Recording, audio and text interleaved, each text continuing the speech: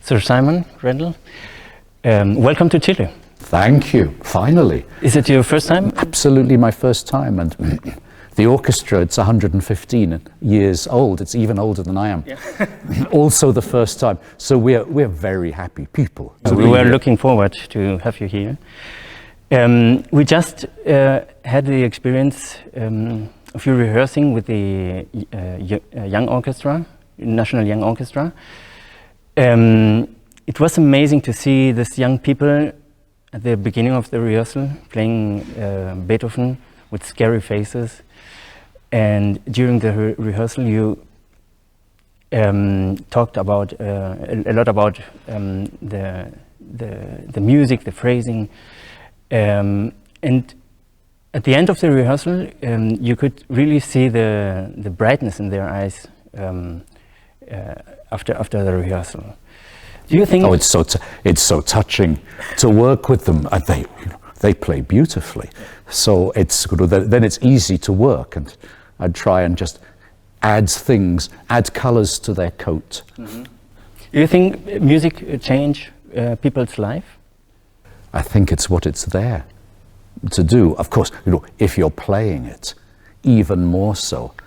But I think at this time, as the world gets stranger and stranger, we are going to need things outside to simply to keep us sane. Mm-hmm. I always thought music is one of the great expressions, also because it goes so far beyond words. Mm-hmm. And I'm sure it started in our lizard brain before we had a human brain, the idea of what is rhythm as communication. Mm-hmm. Yeah. I think we need it. We need it badly. Mm-hmm. In that sense, it's. Do you think it's an important issue or an important task of foundations like CorpArtes or the London Symphony Orchestra has an important educational program since 1990. Even the society. Do you think it's an important task of? I think, look, this is so important, and to musicians, I think we learned a long time ago we have to be evangelists, not high priests. Mm-hmm. We can't just, as the old film said, build it and they will come. This is not true. Mm-hmm. We have to get the message out that what this can mean for people's lives. Mm-hmm. And we have to keep on watering this garden as it was. And so foundations like these are just so important. And you see with these young people from all over the place what it has meant. It was extraordinary for me to have 5 Venezuelans in the orchestra, some of who I worked with in Venezuela when it was still possible to go there, and hopefully it will be again. Mm-hmm. But the Sistema there has been such an inspiration for all of us, and I'm sure for here, as in Peru, you see what Maestro Abreu did there was really a seed for things as a social movement, not only as a musical movement, and how it brings people together. Mm-hmm. Because on this tour, our first South American tour with the LSO ever, we found Venezuelans everywhere, because this diaspora is desperate but very powerful. Mm-hmm. No, I think we also know educationally music is one of the things, like sport, which brings people together and teaches you to work in a team. And as we need people in our societies who think not straightforward but out of the corner of their eye, who think peripherally. And this is what music, and particularly playing in a group, does more than absolutely anything else. How did you discover the love for music? Oh, it was always in my house.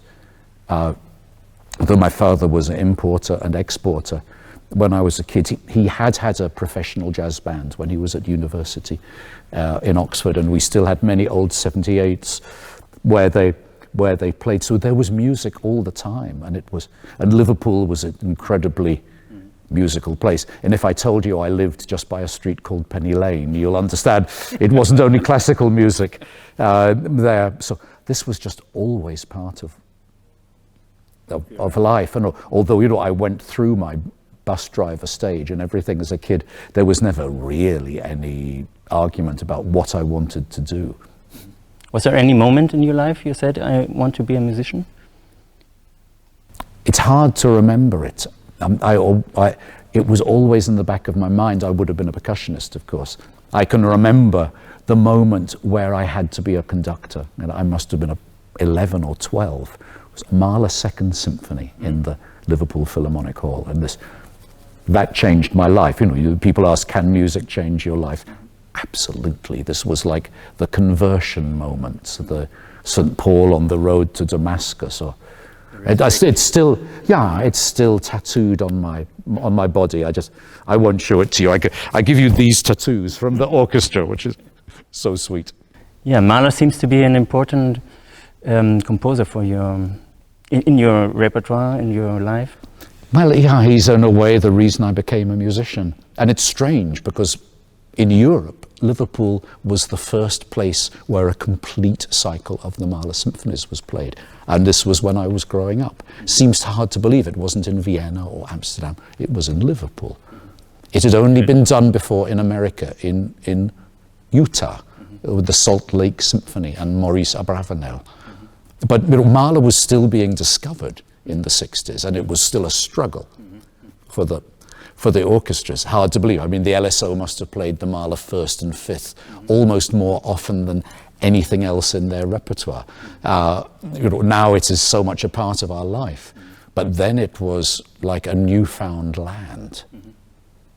It's amazing how this kind of pieces, like the Fifth of Mahler and also the Symphonie Fantastique you're playing here,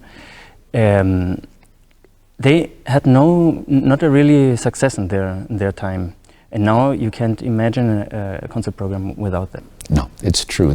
Look, these are wild pieces that take the art form forward. But on the other hand, the Dvorak Slavonic dances, which we are playing some, also made like a whole new art form. And everybody, you know, then of course Brahms imitated, but nobody had written anything like this before. And it also, in another way, it's taking the art form forward. And you know, these are gems of the musical literature. And interestingly, you know, although we sometimes play, you know, one as an encore, when they're played together as a group, you realize how symphonic they are. But Berlioz, I mean, the Symphonie Fantastique, and the other composers didn't understand. There's a wonderful letter that Rossini sent to Berlioz, which I love. It said, "Dear Mr. Berlioz, thank you for the score of your Symphonie Fantastique and the brie cheese. The cheese was very fine. Yours sincerely, Rossini." It's amazing. But this orchestra, I mean, it was always the Berlioz orchestra. It's interesting. From the start of the 20th century, this orchestra was involved with that, and of course with Colin Davis, really the greatest of all the Berlioz conductors. So this is a piece that they have with all its twists and turns deep in their psyche. And it's really quite something for a conductor to come and do it with them, because anything is possible. It's a fantastic world you get in. You said once, an orchestra is a reflection of the city, regarding Berlin in that time. What is a special characteristic of the London Symphony Orchestra? Oh, how long have you got? But I think, look, the first thing you would say is any ideas you have of the British as being reserved people, or inhibited, or standoffish, would be exploded within 2 minutes of a London Symphony Orchestra concert. I mean, these are wild men and women. And of course, as ever, you know, this was always an international orchestra right from the very start, and even more now. I mean, we have 26 nationalities. Are there Chileans in the orchestra? Actually not.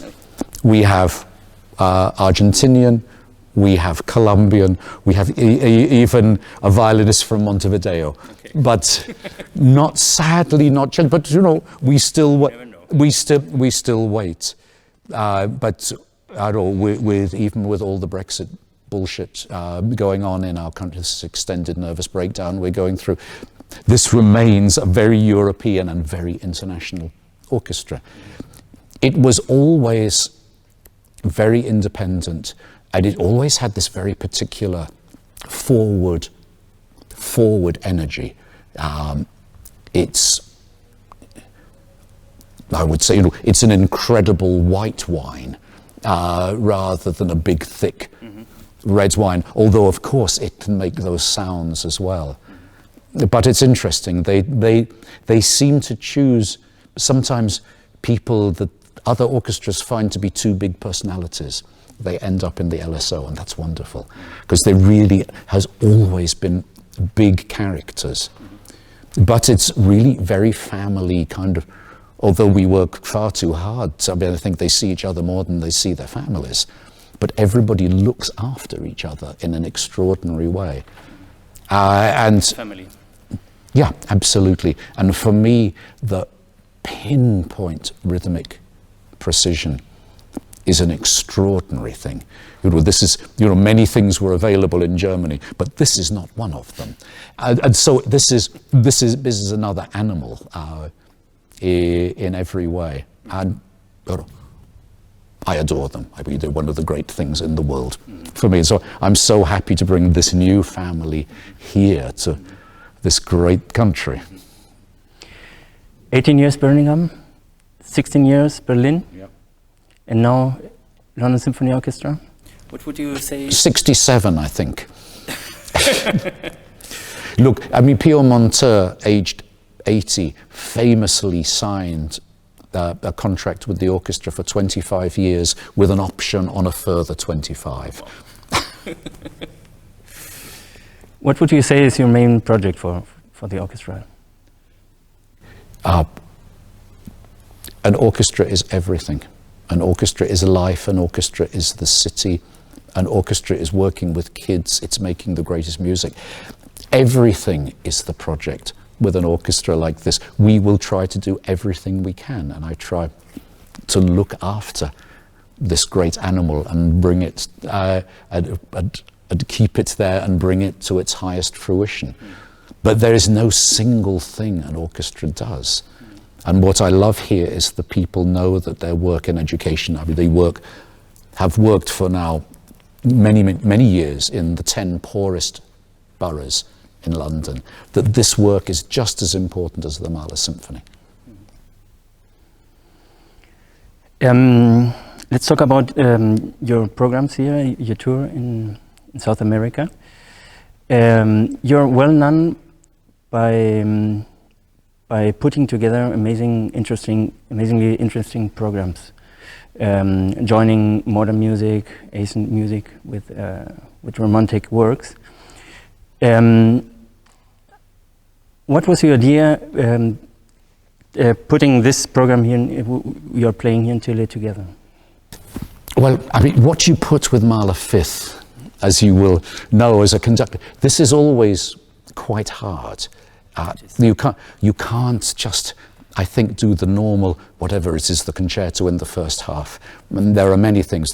For me, the most successful ever was to do Purcell's funeral music for Queen Mary with the brass and the chorus, because in a way it's telling the same story. But you need something which also sets the scene. But this incredible masterpiece by the 25-year-old Briton, hard to believe at 25, the Sinfonia de Requiem, which is so much not only to do with his family, but with the feeling of what was coming just before the Second World War. This is very powerful, and it is also, it partly is there from his discovery as a young man of Mahler. And so it has a way to speak. Originally, the second program, I mean, and you know, this is one of the facts of life of an orchestra. Originally, the second program was Symphonie Fantastique and the Harmony Lehrer of John Adams, who is one of my old friends, and the orchestra has been long involved with. How we would have fit it on this stage, I don't know.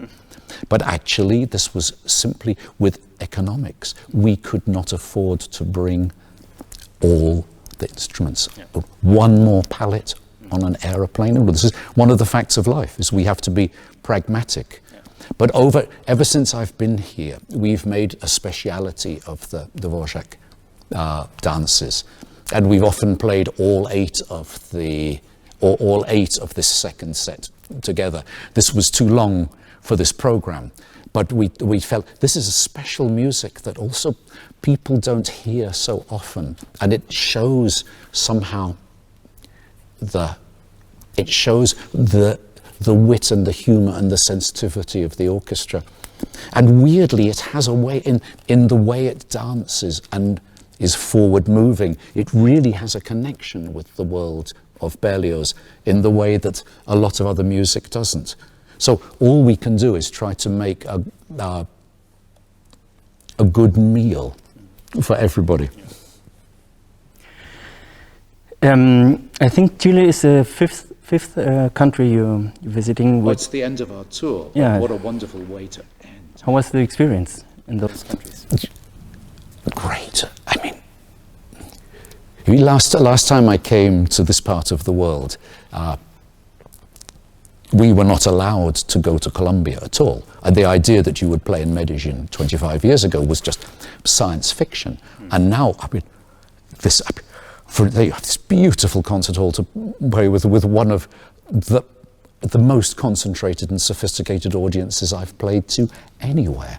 And so, this is part of the joy, to discover all these countries. Even if I say to my wife Magdalena, who's from the Czech Republic, oh yes, we were playing in another city that has a bigger population than your entire country. It's extraordinary, and of course the warmth and the passion of the audience is to be expected. And we played in the Teatro Colón in Buenos Aires, which is, of course, this is an icon for everybody, and is one of the great musical experiences for whatever sound and ghosts this has on there. And now it was so funny because we had, as ever, almost no time. In Montevideo we got there and it was dark and raining, and we left and it was dark and raining. We were there for about 20 hours, and when we stepped off the plane, we had gone over the Andes, we came into Chile, and the whole orchestra stepped out onto this brilliant sunshine and these unbelievable mountains. You could see this good mood just go of everybody. And we kept on bumping into people in the city last night because everybody went out to have wonderful food and sensational wine.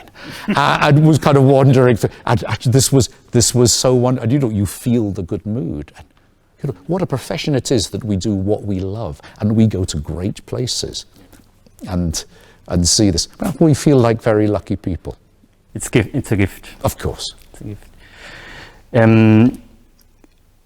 Do you think that your visit together with the London Symphony Orchestra in Chile will awake the interest for music, classical music in Chile? But I think Chile has already fantastic interest there. I just hope we give some more. I hope we give some good concerts and that people will enjoy. But we know this is a place where it's growing and growing. We're glad to come here. We hope we don't wait another 115 years. I hope so. Wish you good luck for the concert. Thank you. Sir Simon Good Rattle. luck for the Rosenkavalier. Thank you.